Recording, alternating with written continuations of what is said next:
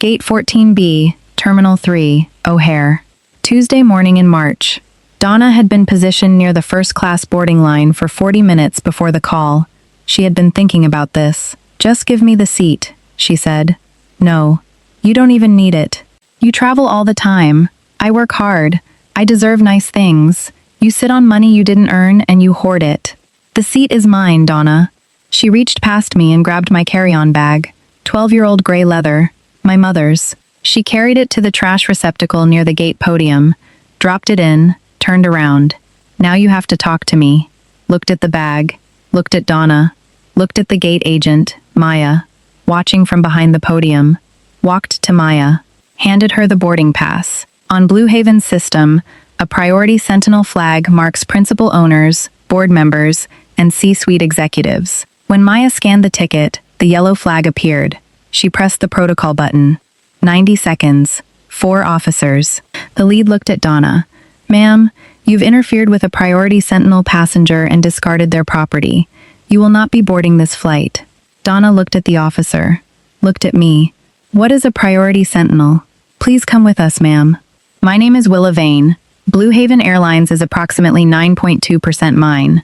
Subscribe if you've ever watched someone take something that belonged to you and hand it right back to the situation. Drop a comment and tell me what they took. I read every one. Here is what the 40 minutes at Gate 14B actually looked like, in the full version. Donna had positioned herself near the first-class boarding lane before the boarding call, which at O'Hare on a Tuesday morning meant she had been standing there since before the lane was staffed. She had a coffee she was not drinking, and her phone she was looking at, with the attention of someone who is waiting, rather than reading. When the gate agent opened the lane, and the first-class passengers began moving toward it, she was already there. She let 2 passengers through, before intercepting me. "Just give me the seat," she said. She said it at normal conversational volume, directly, without setup, not as a question, as a reasonable request being made to a reasonable person who would, she assumed, recognize its reasonableness. "No," I said. "You travel all the time." She said this as though familiarity with an experience reduced your claim on it. "This is a treat for me. It's a once-in-a-year thing. You can sit in business. It's practically the same. You know it is. The business class seat on this flight was $4,200. The first class seat was $8,000. They are not practically the same." She knew I knew this and said it anyway, which is a thing Donna does. She makes statements that are inaccurate while maintaining the certainty that accuracy is on her side. "Donna, the seat is mine. I bought it. I'm not switching. You're being selfish," said with genuine conviction. Real feeling. She has, over 11 years, arrived at a framework in which her wanting something and not having it is a moral failure on the part of whoever has it. "I work hard. I deserve to be treated well. You have money you didn't even earn. Your dad left it to you, and when someone in your own family makes a reasonable request, the seat isn't a reasonable request. It's an $8,000 seat that I'm already in line to board. You act like sharing is beneath you." She finished the sentence as though I hadn't spoken, because in her framework the objection doesn't count. The objection is the selfishness. The people in line behind us had the expressions of people who have found themselves adjacent to a situation they would like to not be adjacent to. Donna reached past me and grabbed the handle of the carry-on bag. Gray leather, 12 years old, a gift from my mother, who bought it at a shop in Florence and gave it to me with a note that said it should last longer than anything I put in it. She picked it up and walked 3 steps to the trash receptacle next to the gate podium. She lifted the bag and dropped it in. It hit the rim, bounced once, and settled inside. The gray leather was visible above the rim. She turned around. "Now," she said, "you have to talk to me." 3 things happened in the next moment. Looked at the bag, looked at Donna, and made a decision. Not a complicated decision. Not an emotional one. The decision that had been available to make for 11 years and that had been postponed for 11 years for reasons that no longer applied. Walked to Maya at the podium, handed her the boarding pass. Here is how the Blue Haven stake came to exist. My father died 8 years ago. He had spent 30 years in aviation investment, not operating airlines, not in executive roles, but the quieter work of building equity positions in carriers he had studied and believed in, and holding them through the cycles that aviation moves through, which are pronounced and punishing and rewarding, in roughly that order if you hold long enough. He understood aviation the way people understand things after watching an industry fail and recover multiple times at close range. He could read a carrier's balance sheet and tell you what stage of the cycle it was in, and whether management had the operational discipline to find the floor before the lenders lost patience. He was right more often than he was wrong, and he held long enough for being right to compound. He had held 4.4% of Blue Haven since their IPO 11 years ago. At IPO, Blue Haven was a regional carrier with a coherent route map, expansion ambitions that were aggressive but not delusional, and a management team my father had tracked from a previous carrier. He bought at $18 and held through 2 significant dips and 2 recoveries. The second recovery rewarded the patience substantially. When he died, the position transferred to me through the estate. Not because I worked in aviation. My background is portfolio management, adjacent but distinct, but because he had spent his last few years explaining what he had built and why. He believed I would continue to hold it the way he had, with patience and without sentiment. The 4.4% became mine, studied the company, agreed with what he had found. Over the following 5 years, added to the position through Vane Capital Group, the holding company through which the investment portfolio is managed. As opportunities arose at prices that made sense, each purchase was disclosed in the required regulatory filings under the Vane Capital Group name. Not the Willa Vane name, the Vane Capital Group name. One line in an ownership table in an annual report that is available to anyone who searches for it and is read by approximately the population of people who read airline annual reports recreationally. Donna does not read annual reports. This is not a criticism. Almost no one does. By the time Donna dropped my bag at Gate 14B, Vane Capital Group held 9.2% of Blue Haven's outstanding shares, the 4th largest individual position in the carrier. The Priority Sentinel designation had been in the ticket profile for 6 years. Every gate scan produced the yellow flag, had boarded 112 Blue Haven flights, 112 yellow flags. Nothing had ever triggered the protocol. Donna triggered it in 40 minutes. Here is what the Priority Sentinel designation is and what it does, because Donna's attorney raised a question about it and the answer is worth having in full. Airlines maintain internal passenger classification systems that are not publicly disclosed and do not appear on the ticket. The systems serve various operational purposes depending on the carrier. At Blue Haven, the Priority Sentinel classification was established at the time of their IPO and designates tickets held by principal shareholders, board members, and senior executives. Gate agents who scan a Priority Sentinel ticket see a yellow flag in their system. The flag tells them to apply elevated service standards and, more importantly, to handle any incident involving that passenger through the carrier's formal incident protocol rather than the standard gate dispute process. The distinction matters. A standard gate dispute, a passenger being rude, a bag dispute, a boarding disagreement, gets handled by the gate agent using their judgment, de-escalation protocols, and, if necessary, a supervisor.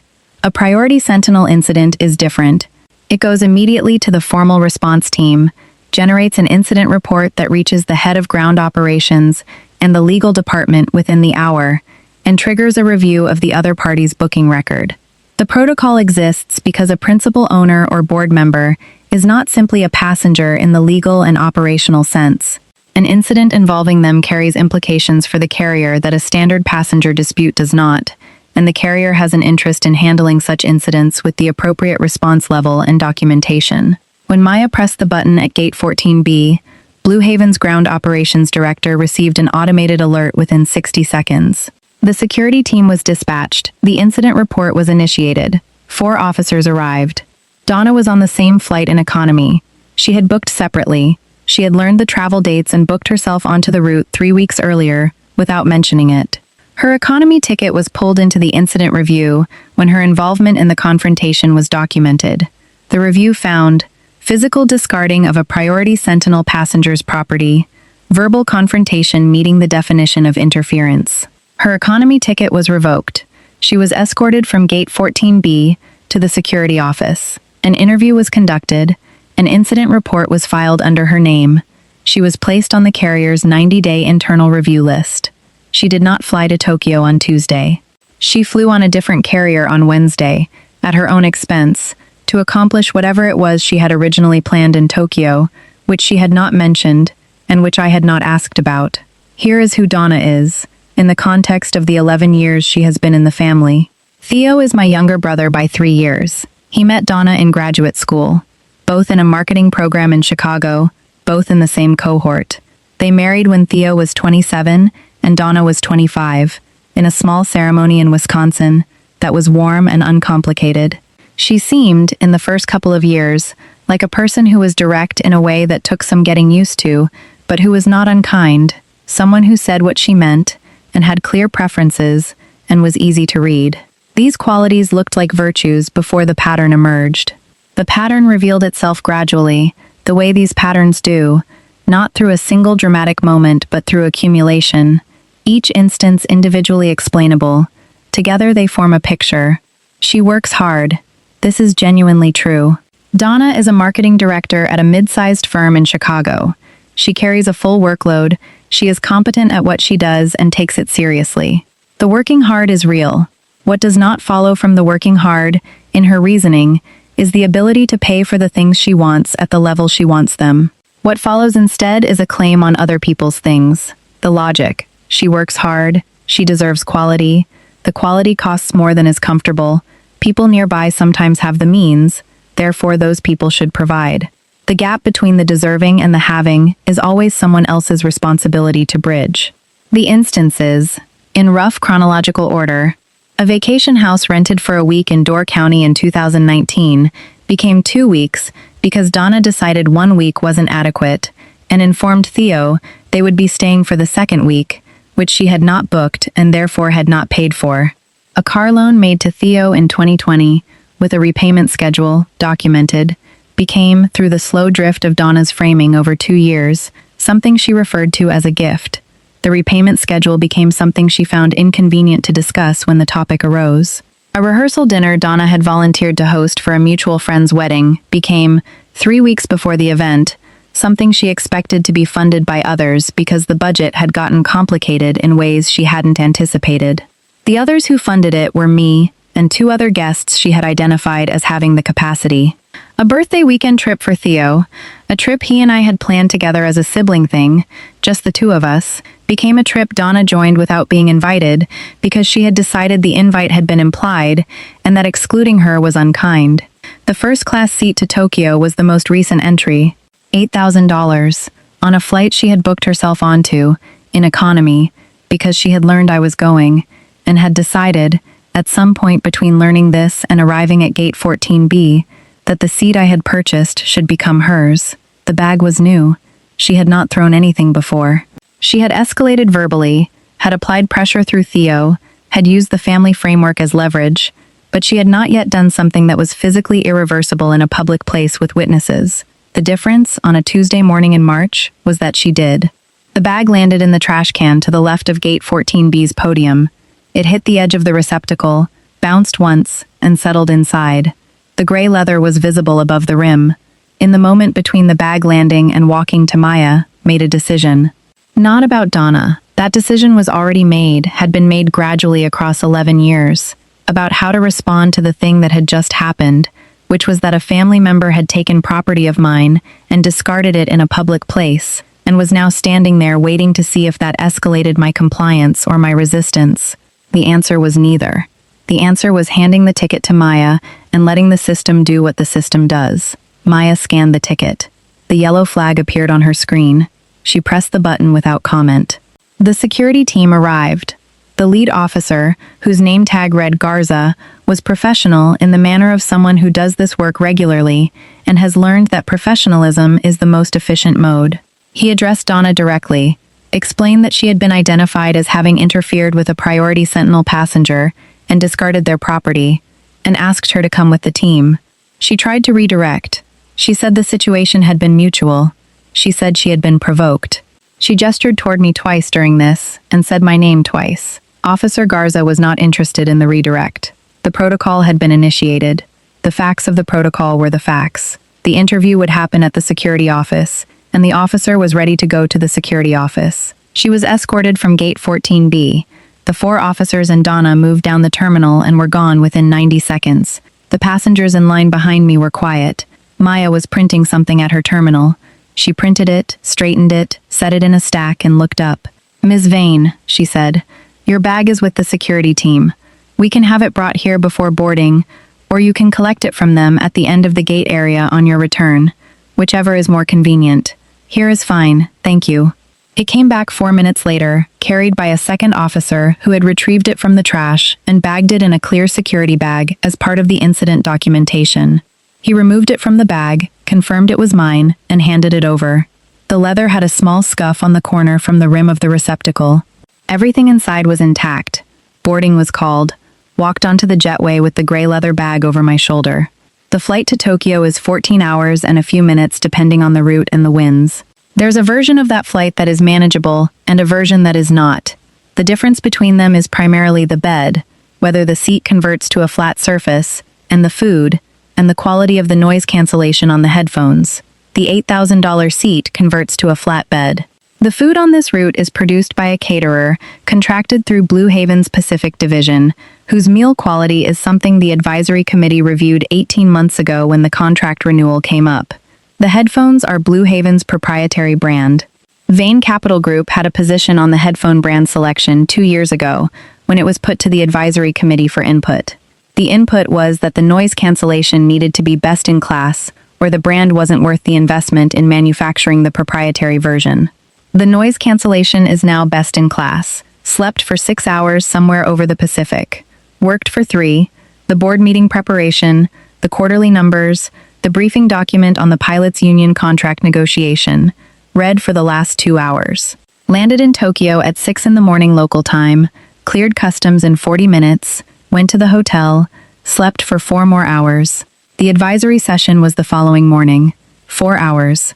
Q1 operational results were strong on the Pacific corridor and weak on the domestic short-haul routes, which is the expected pattern given where fuel costs are. The route expansion proposal for additional Tokyo area service was discussed in detail.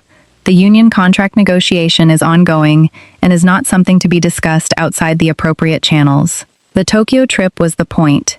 The seat was how to get there comfortably enough to be functional at the other end. Donna was 40 minutes in a morning that otherwise produced what it was supposed to produce. Here is what Theo said when the phone call happened. He called 2 hours after the flight took off, somewhere over the Western Pacific. He had heard from Donna, the sequence she had given him of what happened, which differed from what happened in several details that were not small. His voice had the quality it gets when he is managing several things simultaneously and has not yet decided which one should be the primary response. "What happened at the gate?" he said. Told him. The request, the refusal, the bag, the ticket, the protocol, no heat, the order it occurred. He was quiet for a moment. "The bag was Mom's," I said. A longer quiet. "I know," he said. He did not say Donna was wrong. He is not a person who says that easily, and 11 years of marriage means that even when he knows something, he does not always say it. He said she was embarrassed. He said she hadn't known about the airline. He said, "Can we talk about this when you're back?" Said yes, said nothing productive could happen across that distance, said we'd talk when I was back. The conversation happened 10 days later, in his kitchen in Chicago, in the late afternoon with the kids at school. It lasted 2 hours. Theo participated in it as a person who has known for some time that he has a responsibility in what his marriage had produced in a family context, and who has not always acted on that knowledge. He did not defend Donna. He did not explain Donna. He said at one point that he knew this had been building for a long time, and that he had found it easier not to address it than to address it, and that the gate was the thing that made not addressing it no longer an option. We agreed on a few things. We agreed that the loan was a loan and would be repaid.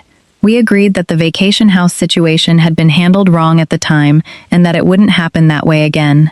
We agreed that the conversation he needed to have with Donna was his to have, not mine. He has had it. What the content of that conversation was is between them. What has changed, from the outside, is that certain requests have not been made since March, and that Donna has not reached out directly. These may be related. She and I have not had a direct conversation since Gate 14B. This is a decision I've made with consideration and haven't revisited. Here is the lesson, as clearly as it can be put. She wanted the seat. She had decided she deserved it more than the person who had bought it. The deserving was not performative. It was real to her, felt as genuine entitlement, grounded in a self-image that had been reinforced over 11 years of practice in converting that entitlement into outcomes. When the standard approach didn't produce the outcome on Tuesday, she escalated. She threw the bag because she had calculated, consciously or not, that escalating was the move that had always eventually worked. She was working from the wrong data set. The 11 years of data was drawn from a population of people who had, for various reasons, love, exhaustion, family loyalty, the path of least resistance, eventually yielded. That population did not include a scenario where the person being escalated against owned 9.2% of the airline they were both standing in. She threw a bag belonging to a principal owner of Blue Haven Airlines into a trash receptacle next to a gate podium equipped with a protocol button. She did it in front of a gate agent who had a yellow flag on her screen and had been trained for exactly this situation. The bag went into the trash. The protocol went on to Donna. She did not fly to Tokyo. She was escorted to a security office on the far side of Terminal 3, where she participated in an incident report interview that will remain in Blue Haven's files for the period specified in their incident retention policy. Her economy ticket was revoked. She booked a different carrier the following day and flew to Tokyo on her own, for her own reasons, without the first-class seat she had wanted. The gray leather bag has a small scuff on the corner from the rim of the trash receptacle. It is still my bag. It is still my mother's bag, which was purchased at a shop in Florence and given to me to carry whatever needed carrying, and which has done that for 12 years and will do it for 12 more. The seat got me to Tokyo. The Tokyo board meeting produced what it was supposed to produce. Donna is still working on her version of the story, the version where she is the reasonable party. There is no such version. The bag was thrown. The camera at gate 14B captured it. The incident report documents it. But she keeps looking for one, which is what people do when the data doesn't fit the narrative they've built. The narrative she had built had 11 years of confirming evidence and one Tuesday morning in March that didn't. Subscribe so you don't miss what comes next. Every week there's another story about someone who let the situation land exactly where it was supposed to land. Drop a comment. What would you have done at gate 14B? I'll be reading every word.